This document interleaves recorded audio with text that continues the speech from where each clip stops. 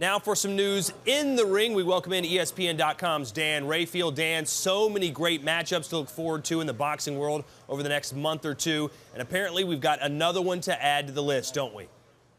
We do, Todd. It is going to be a tremendous schedule upcoming, but one fight that was finalized today, I spoke with Golden Boy promoter Richard Schaefer.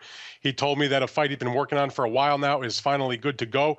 It's a tremendous fight. Lamont Peterson going to defend his junior welterweight title against Lucas Matisse on May 18th in Atlantic City at Boardwalk Hall.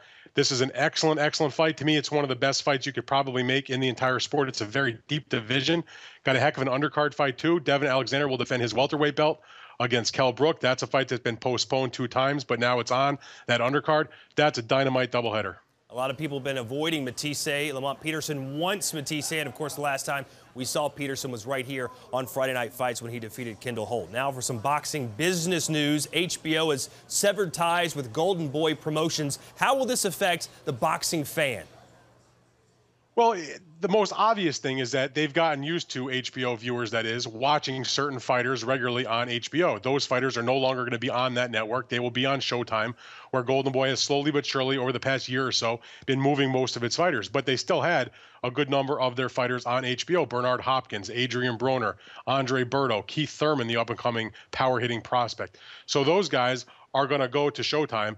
HBO is now going to be much more closely aligned with the top-ranked company as well as some of the other smaller promoters in the sport. And what it probably will mean is that Showtime is now going to have to absorb those fighters. And when you absorb that number of fighters, they all cost money to put on. So they're going to either have to find more dates and more money, or they're going to perhaps have to limit what they put on a little bit more. Because just from the point of view of Broner and Hopkins alone, just take those 2 guys.